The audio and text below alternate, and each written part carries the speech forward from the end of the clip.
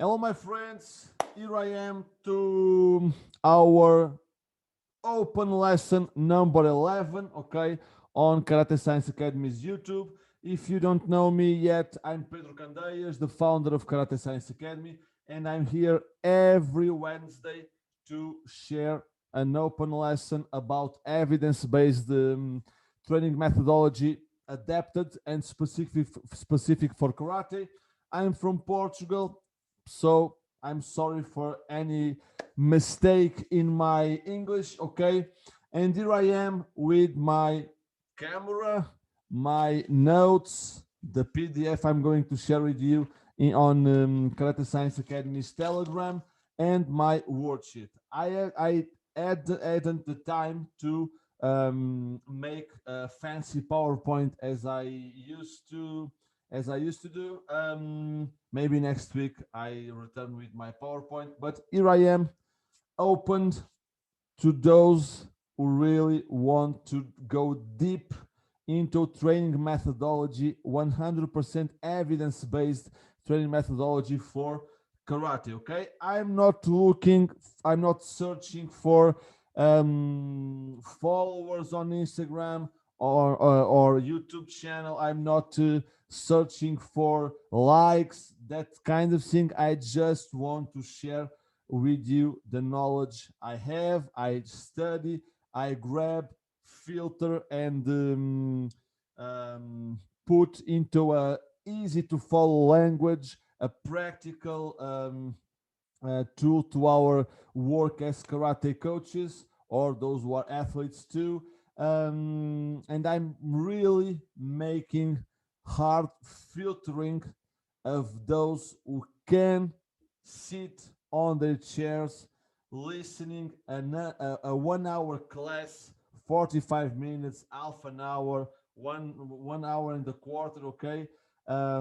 Because I'm trying to reach those karate coaches that are like me, that are not searching for fast tips and fancy new trendy methods or exercises, but really want to understand, to get answers to the thousands of doubts we have in our heads about how to better train our karatekas in terms of strength, power, flexibility, endurance, our kids, motor development, all of that. Okay, so here I am.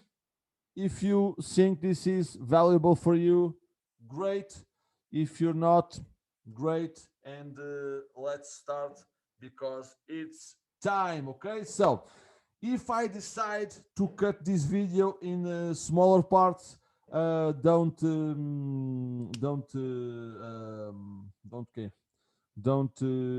It's normal, okay? Because if I speak in shorter parts, okay, my English gets more fluid, and I think more pleasant for you that are listening, okay, in your home dojo, wherever. So let's start.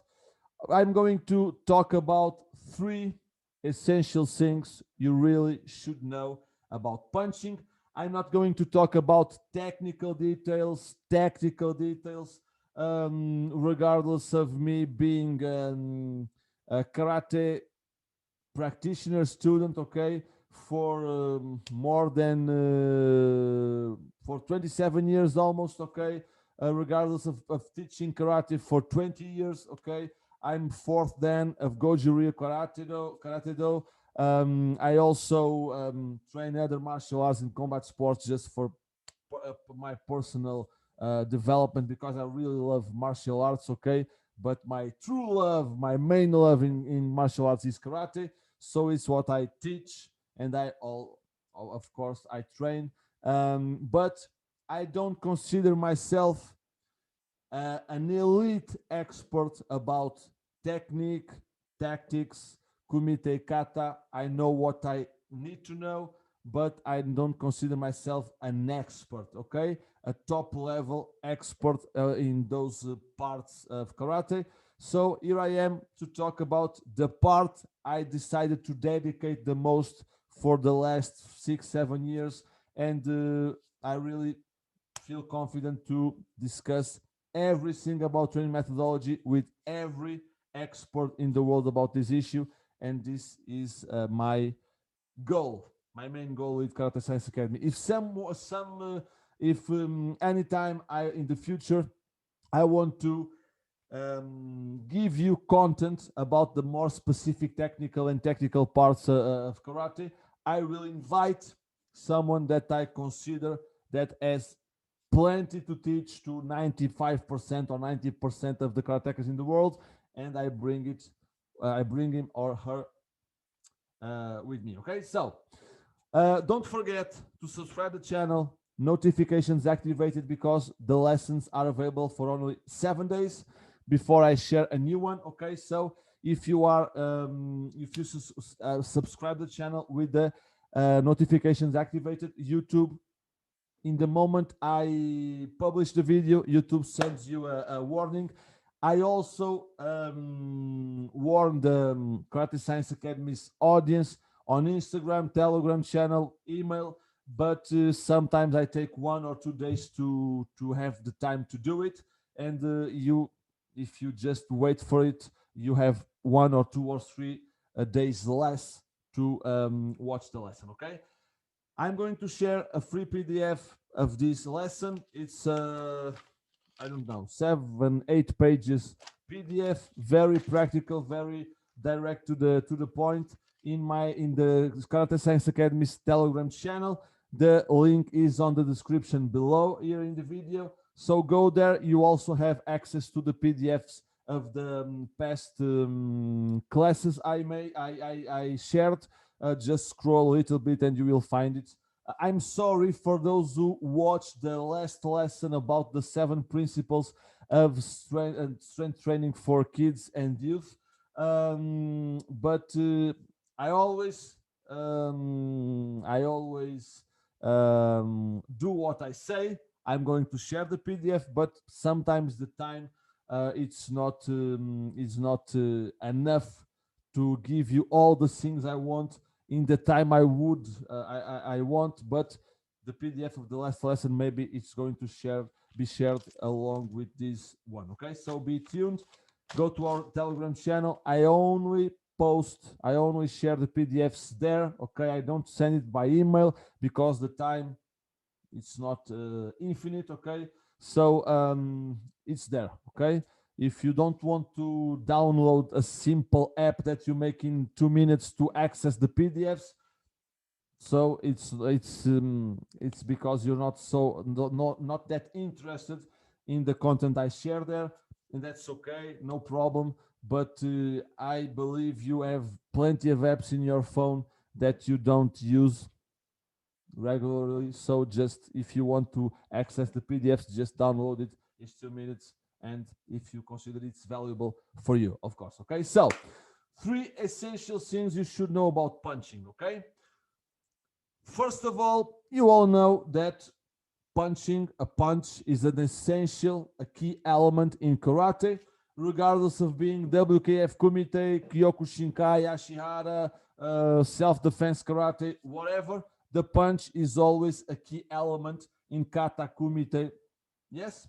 So it's very important that we learn all the details we can about it, so we can make the most out of our punches. Oitsuki, Gyakuzuki, it doesn't matter the type of punch. Okay. I'm going to talk about how to develop power, speed, etc. That's my goal with Karate Science Academy. And let's start by understanding that the punch, it's true that for us that train karate for many years, it's just like right now it's a natural movement.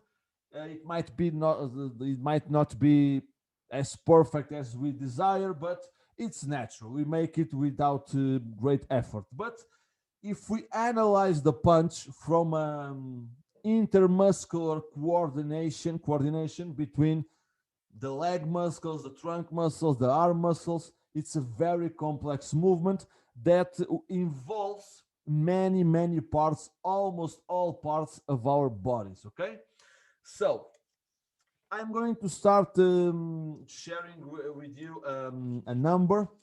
This is not from karate specific studies, biomechanical analysis, because there is not that much research available in this about this specific for karate. But if we analyze studies from boxing, for example, we can extrapolate that knowledge to karate because biomechanics is very similar. Of course, in boxing, they use a little bit more the shoulder. In karate, traditionally, we try to use a little more our hips, not our shoulder that much, but that only reinforces what I'm going to share with you, because if you don't use the shoulder that much, so the legs become even more important. That the statistic I'm going to give you about boxing. Okay, so let's start by understanding one thing. In boxing, for example, 35 to 40% of the of the of the power generated, okay, becomes from the lower limbs. It's a huge number, okay, huge number, and this is true for expert boxers, experienced boxers, and this is also an additional tip that shows the importance of the lower limbs, okay, for the punching power, because in novice boxers this goes from 15 to 20%. Why?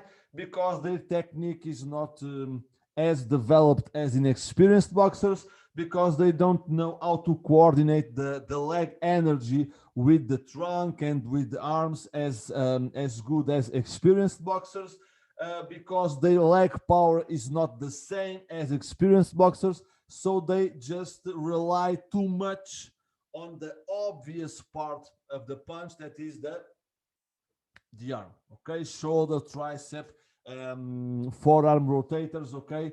There's where a novice martial arts practitioner tends to focus on when he's punching, and that's a mistake. And regardless of our masters, traditionally, at least the ones I know, always taught us to drive, to start the punch from a leg movement, even if it's a slight leg movement, because everything comes from the ground. We must optimize, potentiate the ground reaction forces, even if I don't move, if I don't displace to punch, even if I get my feet on the ground without moving, even there, when I want to punch, everything comes from the ground, starts on our in our legs, and then transfers to the trunk, and from the trunk to the arms. Okay, so this is a very important information, so you can understand that is very important. But I was saying that we, regardless of our masters, the traditional taught us that the legs were the first contributor for the punch power. We keep seeing many karatekas, not only in kumite, in fighting, but also in kata, were trying to put too much power. They focus too much on the movement of the arm, and that's always a limitation to get to higher levels of performance in the punch. You must start focusing more and more in the role of your legs in terms of coordination, technique, but also in terms of power and speed development. Okay, let's see here the three contributors for punching. We are talking about three phases. First of all is the drive off the ground by the leg, from the legs, by the legs. Okay, everything starts, okay, in the lower limbs. Then you have the trunk rotation,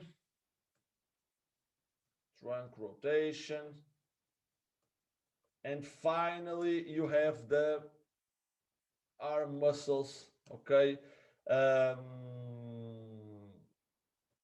towards the target. Yes, okay.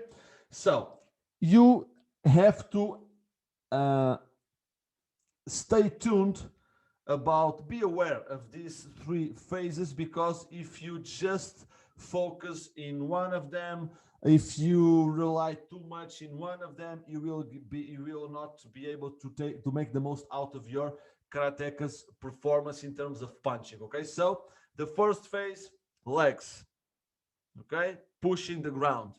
The second phase, transferring the energy from the legs to the trunk, and then last but not least, the arms. Okay, this is true for other sports that demands high levels of power in terms of the arms. Baseball, handball, okay, the I don't know, the shoot, okay, the shot, the shot. You understand me, okay? The javelin throw, the overhead throwing, the shot put, okay, from athletics, that are all modalities that demands high levels of power, and all of them have to train a lot their legs power and speed to have a greater performance. Never forget this. Let's talk about the trunk rotation. There is no doubt that if I rotate my trunk more, I will generate more power. Okay, that's I can try to avoid it as much as possible for tactical reasons, to not announce my intentions to the opponent. Okay, to get faster to the target without being defended, okay, by the opponent. I might, for example, in WKF committee, where there is no knockout, we just want to score points. It's a game of speed, okay. I just want to get to the target as fast as I can, even if the power of the punch is not that high. And I lost. Let me think what I was. I mean, this sometimes I'm always anticipating what I'm saying, what I'm going to say next, to not get lost, and sometimes I get lost. Okay. The trunk rotation, for a question of trying to reach faster the target faster. I impair my power production because it's not the best strategy in that moment. But there is no doubt that I produce more power when I rotate more my trunk. Okay, let's, for example, see and analyze MMA fighters, boxers, when they feel, despite of they also train that kind of limitation in the arms, etc. They try to compensate as much as possible with the trunk rotation, okay, and then make the punch. But when they feel confident, and if you see, if you watch Ngannou fights, Conor McGregor in boxing, Mayweather, Pacquiao, it doesn't matter, okay? When they feel confident that they will knock out the opponent, when they feel the opponent is tired and is not defending and reacting that much, they just start pulling the arm. Okay, some of them more, some of them less, but way more than in the parts of the fight where they are afraid of being punched. Okay, and they just start to swing and start to punch. Just analyze the fights, just put them in slow motion, and you will see this pattern in every combat. Okay, on every combat they do this. I'm not talking about a straight punch, for example. I'm talking about, okay, the hook, for example, overhead punches, all of that, and you will see that pattern. Okay, why? Because they are not worried about the defensive part of the fighting, because they feel confident they will knock out the opponent, or because they are more still because they are fatigued, for example, and they just start to generating as much power as possible and using even more the trunk rotation and the arm swinging because it generates a greater acceleration in the rotation, more power. Okay, so there is no doubt, but you just have to grab this knowledge and apply it to your reality. Okay, this is not a good strategy for the WKF committee, even if it is they're winning, because we have technical standards that the judges want to see in order to score the point. It's not enough to just get an open area in the opponent. You have to uh, keep a certain technical standard, and if you punch like this, you won't score the point. Okay, so you just grab this and try to use it and adapt it as much as possible. um, for example, kata. Kata is a very traditional technical standard, and it wouldn't be positive to make a great rotation of the trunk to generate more power. Okay, so but having this information, see, observe how much trunk rotation you can for ask your athletes. Okay, because if inside the technical standards of kata, if they can use a little bit more of trunk rotation, hip rotation, it will generate more power. Okay, don't just stick. Okay, in the even zenkutsudashi, for example, we have our feet on the ground. It's hard to make a good rotation because the back foot must be placed on the floor, but even there you must try to rotate as traditionally we ask to our karatekas, competitors or not. Okay, so the information is there. Just use it as you think it's better, because I want you to be autonomous. That's why I teach the methodology, I teach the principles, and if you understand them, if you master them, you won't be just an imitator, just grabbing random things on the internet or from this master, that master, that master. That's not a good strategy if you want to get to the top of the knowledge in karate. Okay, let's see in my notes if I'm missing something. Okay, for example, kata. Going back to kata again, we all know that despite we want to punch almost at the same time as we put the foot on the floor when we finish displacement, we all know that if I make the punch some milliseconds after the I finish the step, I will generate more power. Okay, we feel that.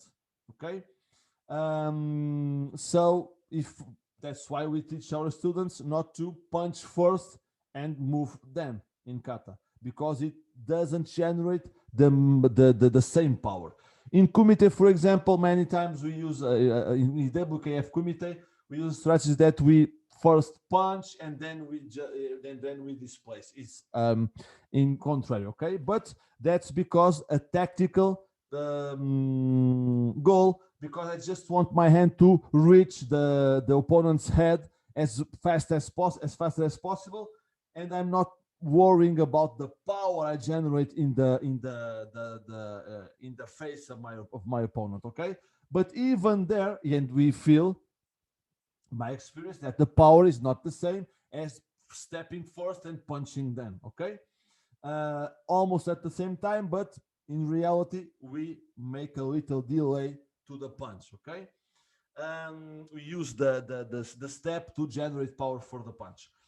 But even there, in the kizami, with your arm first, you will start the movement with the impulse, okay, of your legs. Okay, against the floor, ground reaction forces, and that's it. Okay, for example, if you analyze Muay Thai, that traditionally is a combat sport, martial art that relies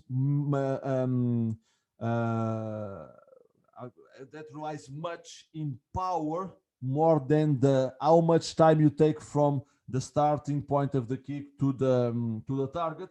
They just want to kick as hard as possible, even if the opponent defends. They want to break his arm. Okay, they always traditional. They always make a step first and then they kick. Okay, why?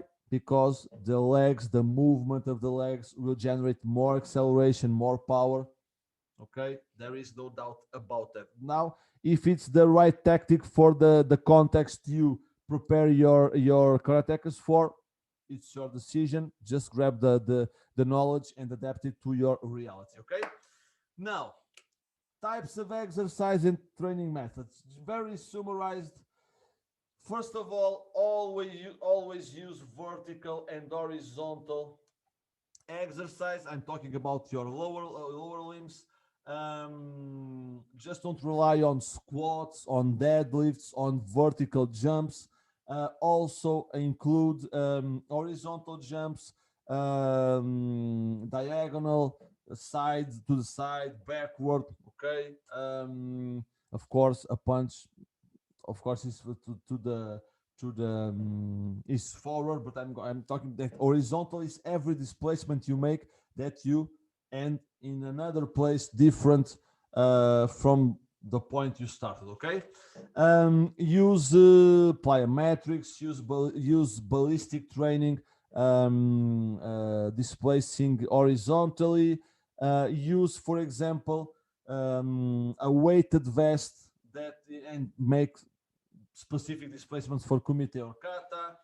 You can use rubber bands to displace horizontally with some external that is important. Okay, but always use vertical and horizontal exercise, because all the phases you have in a punch, legs, trunk rotation, the arm movement, okay, depends on both vertical and horizontal ground reaction forces. If we are talking about the lower limbs, and even the trunk rotation, the arm movement demands always some type of verticality and horizontality. Okay, in terms of energy power production. Okay, methods you can use maximal strength training. Okay, because if you develop more strength, it's a good foundation to be able to produce more power. Okay, especially in an early phase when you have athletes that are not used to train with external loads in the gym with a well-designed strength and power program. If they develop their maximal strength, they will have immediate results in terms of power, but from a given point that's not enough. Just put it in the maintenance period where you train their maximal strength once a week, just not to lose the gains they had, but you need to start giving more and more percentage to the methods of rapid strength, the most specific to karate. We are talking about explosive strength with maximal or supramaximal loads. Okay, that will be this is very important. To rapid strength, every method demands that your athletes make the movement as fast as possible. Okay, and this one will develop in your athletes the ability to make the initial phase of the next an acceleration faster. Okay, the start of the movement will get faster with time. Okay, with training. You also have plyometrics, very important to develop your stretch shortening cycle, your reactive strength when you take advantage of the counter movement. Okay, let's, for example, see a situation where you get attacked, you make an evasion. Okay, where you bend your knees a little bit to get off of distance, and then you fast boom make a counter attack, and that counter movement, that stretch shortening cycle must be as fast and powerful as possible, and that is developed with a well-designed plyometric training. You also have, or for example, if you have to change the direction fast, if you go forward, your opponent moves, and you have to break the movement and change direction very fast, getting him with a punch. I'm making this, but it's the same with the WKF Kumite. Plyometrics is very, very effective and useful. And you also have ballistic training, for example, okay, with lighter loads for your lower limbs. It can also be made for the upper limbs, but it's obvious that you have to train your arms, but I'm focusing more on the legs now because it's I want to highlight this so it can be natural for you thinking about the legs when you want to develop punching power and speed. Okay, so last but not least, just putting here not to, so you don't forget, let's call it the element one for punching power and speed, the lower limbs. The lower limb strength and power. And the element two, also very important, but then you go to the upper limbs. Of course, you are going to train this simultaneously, but in your head start to think things like this. The punches start on your legs, okay? Then we have the third essential thing I want to talk about, that is trunk stability, okay? I'm not going to call it core stability, regardless of being very important too, because the core is not the only the abs, the abs, okay? As much many people see, when people say I'm doing crunches and sit-ups and I'm working my core, you are just working a small part of your core. Your core is the diaphragm above, is the paraspinal muscles in your back, is the pelvic floor on the bottom, the rectus abdominis, the obliques, okay, the glutes. It's like a box you have around the center of your body, hips, and this part, okay, from the chest below. So the core is all of this, okay? But let's start to dismissing to breaking this myth. You don't have you let me say this, the trunk, your core, must be able to produce power, to work as much time as possible, endurance, stamina, must have the ability to stabilize, okay, your body. So let's start eliminating the concept that we have stabilizing muscles, okay? All muscles can be agonists, the prime movers, synergists, the ones that are going to help the prime movers when the task is demands more power or more speed or more strength in terms of moving a heavier load, okay? Antagonists and stabilizers and neutralizers. The antagonists are those who relax so the agonists can move faster and produce more strength. The stabilizers, the name is obvious, are the muscles that will stabilize certain parts of your body, so the movement gets more efficient, more effective. And the neutralizers are muscles that are going to work to activate, so in order to eliminate undesired movements that will impair the prime movers, okay? The main movement we want to produce. So there is no such thing as stabilizing muscles by definition. All the muscles can be agonists, antagonists, synergists, stabilizers, neutralizers. It always depends the movement you are doing. Okay, so your abs are considered stabilizers. Yes, if we think about our daily life, we are seated straight, we are walking, so the the abs tend to work as stabilizers more time, but they are stabilizers in those specific actions, but they can be agonists. For example, in a punch, when we want to rotate your trunk, when you want to stand up from off a chair, you will make an agonist. Okay, your abs, your rectus abdominis will be an agonist, so you can bend your trunk to stand up. Okay, so stop with that concept that are muscles that are stabilizers. They are stabilizers in certain movements, they are agonists in other movements. Okay, so trunk stability, trunk mobility is very important. You must develop the ability of your abs, your muscles from the lumbar back, for example, to be able to produce power, strength, speed. It's very important.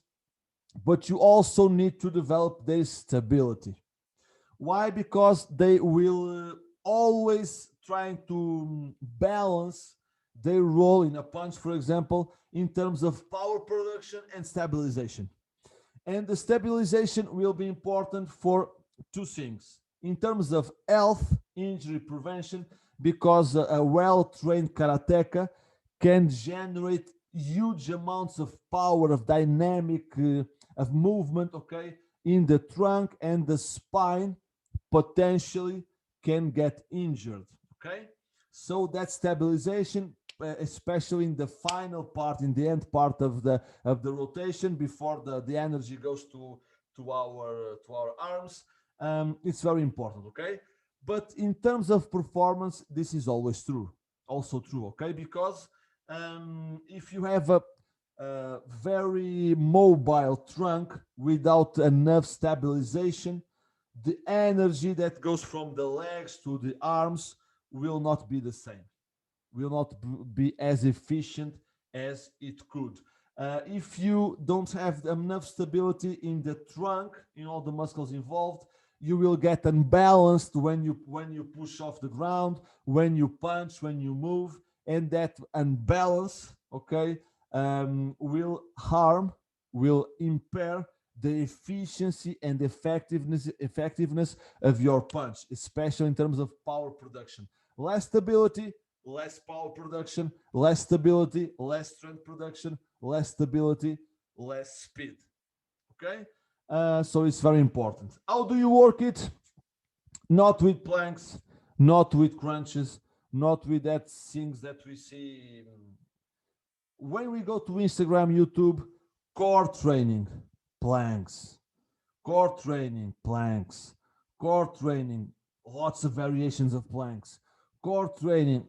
Yes, no, that's not a good exercise. It doesn't have a good transfer to what we need for karate performance, to punching performance.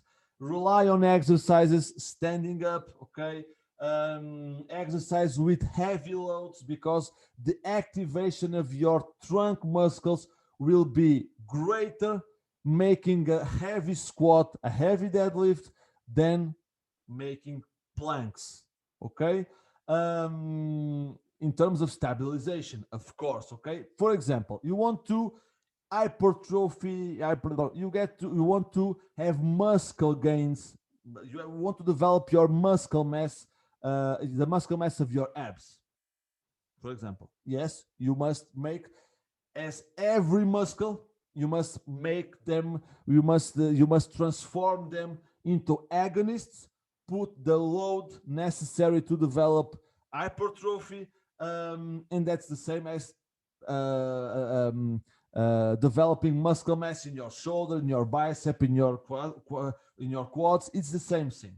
Okay, but the role of the core, of the abs, of the trunk muscles in karate, I'm talking about the functional performance of your trunk muscles. Not worried about if you have the greatest abs in the world, if you have a bodybuilder abs. I'm not talking about that. I'm not talking about a specific action, activation, timing that endurance that you must have to have a good trunk stability along an entire competition of kumite or kata, for example. Okay, so rely on exercise standing up, rely on lifting heavy loads, rely on unilateral exercises because they will be highly demanding for your core stability. Because when you produce strength or power just with one side, leg or arm, this will activate a lot your core, your trunk muscles in terms of stabilization. Because if they don't, if you pull, for example, rubber band and you don't stabilize the movement, you just go, okay, with the arm and rotate your body completely. Okay, if that doesn't happen, it's because your core muscles, your trunk muscles are working together to give you more stability. Okay, put some exercise with some external instability. Okay, someday I'm going to show you that, but I have a video on Instagram where I'm with a rubber band here. I have the rubber band fixed to the rack. I have a plate, okay, in the band, and then I make this movement, okay, standing up, and the plate makes this, okay, in the band, and that obligates the core muscles to activate not only as much as possible, but also reacting to something that is randomly moving. Okay, that's the kind of trunk stability you have to develop, not planks. Okay, as much as the experts of YouTube and Instagram tell you that those who have 2 million followers and work and they look like some gods of physical conditioning. Okay,